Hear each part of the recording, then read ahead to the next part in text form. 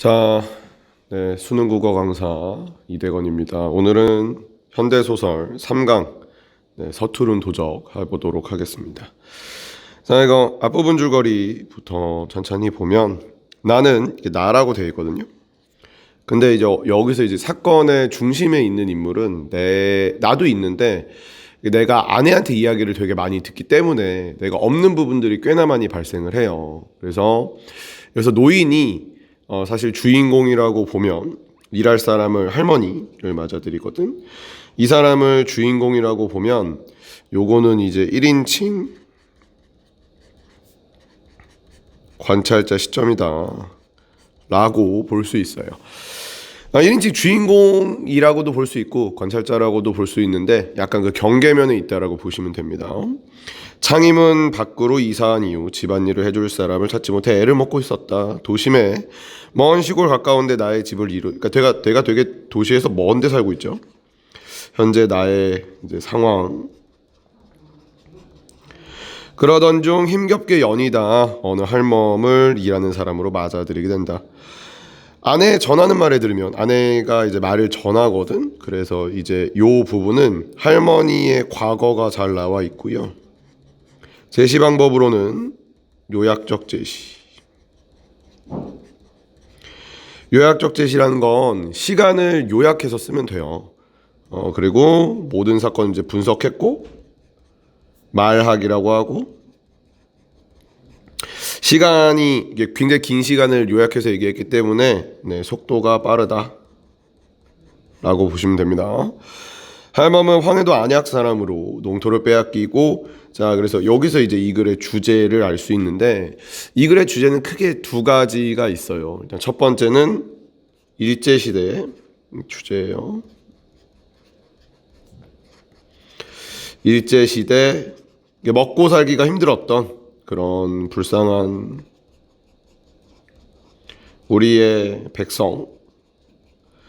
이게 이제 첫 번째 주제라고 보시면 됩니다. 자, 그래서 할머니가 이제 막 도둑질을 하거나 쌀을 훔쳐가는 일들이 발생하게 되는데 사실 이 모든 것들의 원인이 되는 건 일제 강점기의 비참한 삶이기 때문에 이런 상황을 잘 보여줍니다. 이걸 쓴 현진건이 그 운수 좋은 날이라고 그 설렁탕 사갖고 이제 가는 그 되게 비참한 인물의 일상을 그린 사람이거든. 그래서 약간 비슷한 주제로 보시면 될 것 같아요. 시골에 쪄트리고 저는 13살 먹은 손자 하나를 데리고 벌이할 곳을 찾아 심지어 걸어서 갔죠.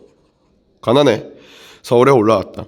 공농리 중심으로 한 기름 장사의 팀에 끼어 삼원이라는 일하는 전천량을 들여 모은 재산을 다 들여서 장사를 시작해 보았지만 단골도 없고 서툴러서 미천을 다 태워버리고 남의 집에 살아보겠다고 온 것이다.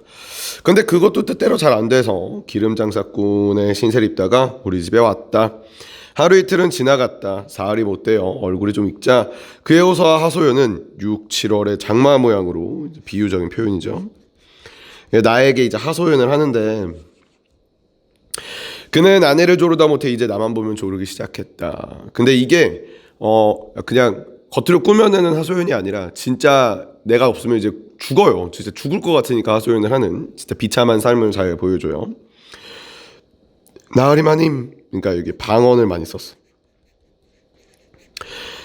어떻게 하면 좋습니까? 대구로 데리고 와봐요. 13살이라 못하는 일이 없습니다. 그래서 지금 이 할머니를 내가 고용했는데 할머니한테 손자가 하나 있는데 지금 다른 집에 얹혀 살거든. 손자를 좀 데리고 오면 안 되냐. 저 건너방 좀 비지 않습니까? 우리 내일 좀 빌려주세요. 돈 10만 원 좀 미리 주시면 안 됩니까? 이러면서 좀 돈 좀 달라 그러고 손자 좀 데리고 오면 안 되냐. 그는 제 일신의 모든 어려운 사정을 한 번에 해결해 보려는 듯 했다. 처음에는 허허실수 지나치는 말로 여겼지만 웬걸 진정으로 가슴에서 우러나오는 거예요. 그래서 너무 비참한 삶이었다. 할머니는 비참한 상황에 처해 있고요. 물 빠지는 사람의 오라기를 붙잡는 모양으로 죽을 힘을 다해서 우리에게 매달리는 걸 알았다. 그러나 그러니까 우리도 사실 보면 되게 약간 시골 쪽에 살거든. 그러니까 여유가 없어. 다달이 몇 푼 월급으로 꾸려나가는 우리에게는 그의 손자를 기르고 그의 아들 부부를 살릴 힘은 없었다. 시꾸라야 우리 내외와 5 먹은 딸 하나 있고 그리고 이제 좀 심부름하는 약간 머슴처럼 부리는 대욱이라는 애가 하나 더 있어요. 그리고 안잠자기가 파출부 같은 건데 할멈이 할멈. 할멈 외에는 더 둘 필요가 절대로 없었다. 할멈의 사정이 딱해도 부둥부둥 식구를 늘릴 수 없었다. 나의 마음은 무거웠다. 자, 이게 아까 글의 주제가 두 개라고 볼 수 있다 그랬잖아요. 이게 이제 두 번째 주제에 해당을 하겠죠. 글 전체를 읽어보면 서술을 하고 있는 내가 지식인이라는 걸 알 수 있어요. 그래서 지식인의 고뇌와 내적 갈등이죠. 그러니까 나는 이제 지식인이니 할머니를 도와줘야 된다는 거는 되게 도의적으로 알거든. 또 지식인이고 착한 사람이니까. 근데 이제 또 못 도와주겠는 거야. 왜냐면 우리도 먹고 살아야 되니까. 이런 내적 갈등을 계속 왔다 갔다 하는 그런 이야기입니다. 자, 지식인을 쓰면 당시의 상황이 좀 더 신뢰감이 가요. 서술자로. 낮보다 밤이 더 견디기 어려웠다. 낮에는 나도 집에 붙어있지 않는데 그의 애원이 쉴 새 없이 나의 귀를 울리고 들먹거린다. 장지로 하나 막은 안방에는 우리가 아래 자고 윗가는 그쪽이 자니 진배 없었다. 그의 한숨과 호소는 나의 폭포수처럼 쏟아졌다. 이런 비유적인 표현들도 굉장히 많이 썼고요. 그 전체적으로. 처럼 이런 한숨은 나의 내적 갈등을 굉장히 이제 심화시키는 역할을 하게 됩니다. 자, 그래서 여기 이 부분 이제 계속 나를 좀 살려달라고 얘기를 하고 그리고 이제 내적 갈등을 굉장히 잘 드러내는 부분들을 쭉 하고 있는데 이런 뭐 슬픔과 번민과 고통은 그때 당시에 이제 비참한 삶을 잘 드러내는 부분이에요. 요만큼은 읽진 않을게요. B를 넘어가서 볼게요. 그는 청을 하다 듣지 않으니까 대우기를 미워하기 시작하였다. 저놈만 없으면 내 손자가 있게 될 텐데 하고 내심 생각하는, 추측하는 거죠. 모양이다. 새끼밥도 잘 차려주지도 않고 된장찌개 하나도 잘 만들어주지 않는다. 나중에는 저 애가 다 컸으니 어딜 가도 재구실을 하니까 내보내고 자기 손자를 데리고 오자라고 했다. 눈 여린 아내는, 그러니까 이제 마음이 여린 아내는 처음에는 그를 위해 눈물까지 흘린 일이 있었지만 그 요구에 어이가 없었다. 아무리 제 자식을 위하고 한 달 어떻게 사람을 내보내? 아유, 심성이 나빠. 그리고 한 열흘쯤 지났는데 손자를 한번 보고 오겠다고 하고 우린 허락했다. 오늘 낮쯤 갈 터인데 아침에 생긴 일이다. 나도 어젯밤에 잠을 계속 못 자죠. 왜냐면 이제 할머니를 어떻게 할까 하는 그런 내적 갈등이 되게 있기 때문에 뒷동산에 산책을 딱 돌고 왔는데 아내가 파랗게 질려 할머니가 뭐라고 떠드는 소리가 들렸다. 그 사단은 이러다. 이것도 이제 다 사단을 요약적으로 이미 일어난 사건을 제시를 했어요. 할멈이 일어나 나간 뒤로 아내 나가보니 마룻바닥에 쌀알이 흩어져 있었다. 밥쌀을 떨어뜨린가 해서 봤더니 우물길로 쌀이 이제 줄처럼 쭉 헨젤과 그레텔처럼 이렇게 이어져 있었다. 하도 이상해 할멈 뒤를 쫓아가 보니까 쌀을 흘러내린 게 발견했고 필경 할멈의 품속에 쌀을 감춰둔 게 발견했다. 그러니까 할멈이 쌀을 좀 가져가서 훔친 거죠. 그래서 제목이 이제 서투른 도적이잖아. 쌀을 가져가서 손자에게 쌀밥을 좀 해주고 싶었나 보지. 그는 걷는 대로 쌀이 흘린 것이다. 나는 출근해서 저녁에 쌀물을 물었더니 훔친 쌀을 내놓고 사죄를 하며 손자에게 가고 날짜 따서 월급 주고 이제 해고한 거죠. 아예 잘라버렸다고 한다. 대우기는 잘못 분개한 것 중에 어이가 없다. 이게 중략 줄거리가 없어가지고 이해하기가 좀 어려운데 중략 부분은 대우기가, 그러니까 할머니가 자기를 싫어했는데 할머니가 도둑질까지 했으니 대우기가 화가 많이 났어요.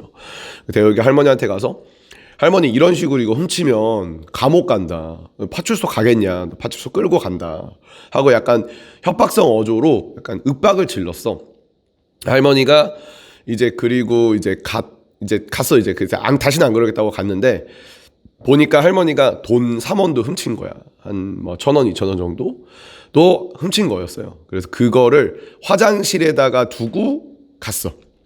그리고 그게 이제 또 발견이 된 거지가 중간에 있는 줄거리예요. 고지식한 그는 그런 짓을 하니까 없는 사람이 대접을 못 받는다고 펄펄 뛰며 할머니를 맞대해 놓고 욕짓거리라며 징역 살 거라고 막 할머니 징역 살아요 이렇게 막 화를 냈다고 한다. 나는 그 할머니 한 일을 서투른 도적의 노릇으로, 그러니까 도적질인데 되게 서투르잖아요. 어떻게 보면 연민과 동정을 더 불러일으키죠.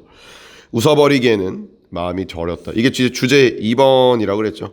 그런 지식인의 고뇌죠. 대역이 말 맞다나 할멈은 과연 파출소를 겁냈을까? 그러니까 파출소를 겁내서 이게 말이 빠져 있는 거지. 돈 3원을 진짜 파출소로 겁내서 3원을 내려놓고 간 걸까?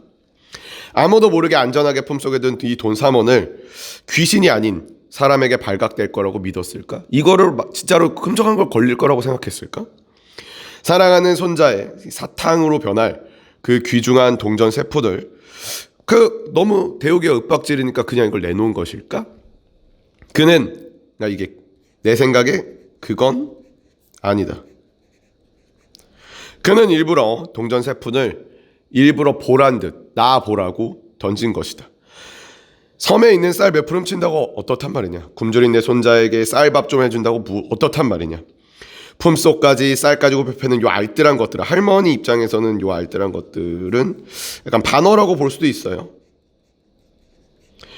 이 동전 세 푼이나 받아라, 잘 먹고 잘 살아라 해서 할머니가 나를 향해 화를 내는, 그러니까 이런 것까지 다 뜯어가니 야 진짜로 너무한 거 아니야? 하는 느낌인 건데, 사실 이런 거는 지식인의 성찰이죠.